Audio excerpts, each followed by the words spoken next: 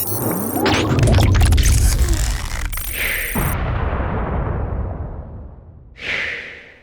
what's going on? Vega here from SerpentX Tech, and I just got a quick video for you, kind of more of a PSA than anything. But with Amazon picking up more and more products in which they sell online, the quality of those products have been diminishing, and we're seeing a trend not only in the quality of products, a downtrend in the quality of those products, but also an uptrend in fake reviews. A lot of the reviews that we find on Amazon are bots or not real people leaving those reviews, so it's up to you to research the product that you're buying. What we're focusing on in today's video is the Cat 7e cable. Now, typically, I create my own cables, right? I usually have a box of, Cat 5, Cat 6, whatever, and what I do is I cut to length, and then I crimp my own RJ45 connectors on there.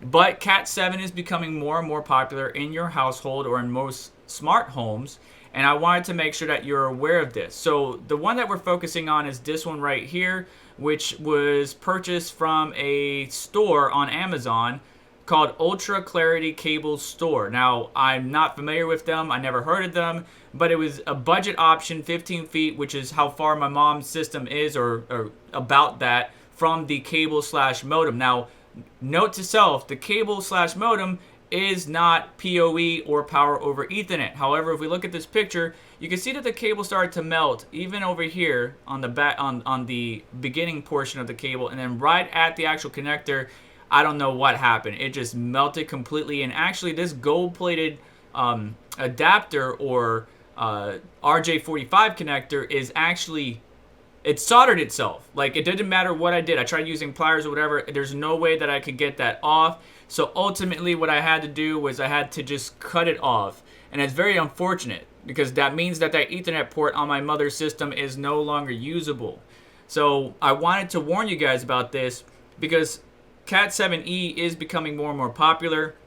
But you got to be careful and do your own research into the type of products that you're buying. Here's another shot of it. It's not grounding out anywhere. It's not PoE. I don't know what could have caused this, but for some reason, it started to get super toasty, draw some type of current through it, and then basically soldered itself to the back of the motherboard, and then there it is, cut off. Now, I actually ran this at my own connection with a different manufacturer. Let me see here. So this cable right here, which is actually by the Billion Store, it's just a little quick, 3-foot patch cable. It got the job done. I have not had any issues on my own system, so I'm not sure what exactly caused it. But definitely this one, which is only 15 feet, I had to cut that out of the system completely. Now, I tend to go back to, or prefer, grabbing a box of your particular cable choice that you like, and then crimping your own connectors, and typically using the plastic end connectors rather than the gold plated. I would like to hear your thoughts on whether or not the gold plating actually does anything for Ethernet speeds, but I don't particularly believe it does anything. But first off, I just want to read this to you while we wrap up things here. It's originally ratified as a standard in 2002. Cat 7 was the first Ethernet cable type to offer speeds of 10 gigabytes per second over or up to 100 meters of copper cabling. Its ideal circumstance, it can operate up to frequencies as high as 600 megahertz. And we can see here in the chart, it might be a little bit blurry, please forgive me. But basically, every cable besides Cat 6A and Category 7 is going to run at what your standard router is, right? Even if you have a pretty good router, not talking about the wireless portion, but the Ethernet ports on your router or cable modem or even switch, 9 times out of 10 are going to be 1 gigabit per second or 1,000 megabytes per second. So you're already at the limits of what your router can do. You getting a Cat 7 cable for your smart home when your router can only support 1,000 megabytes per second is not really doing you any benefit. So I would just stick with what you know, and honestly be careful definitely with these Cat 7 cables. Now, both Cat 6A and Cat 7 can do up to 10,000 megabytes per second, but it's more than likely for a user at home that you are not running 10 gigabits per second. You're running either 2.5 gigabits per second or lower, because 2.5 gigabits is becoming more and more popular amongst the gaming / at-home community as newer systems offer these type of NICs or adapters. Now, wireless speeds can get up there pretty high, but again, you're not going to be running at the speeds in which you're saturating your cable. So I would just be careful.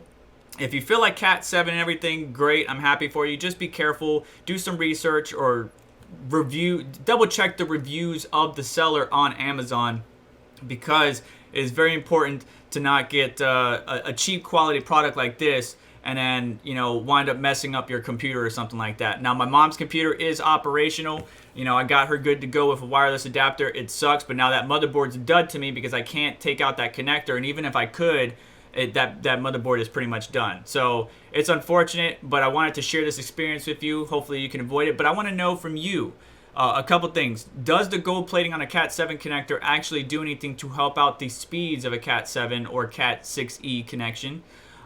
Do you run Cat 7 throughout your network, or what are you running now? What are you running throughout your smart home, house, game setup, whatever it is? I use typical Cat 6, Cat 5e. That's pretty much it, but I want to hear your thoughts down below.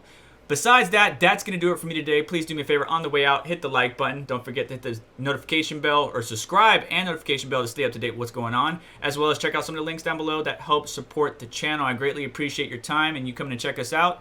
If you're new to the channel, thank you for coming by, and I hope to see you again. Besides that, you all take care. I'll catch you in the next one.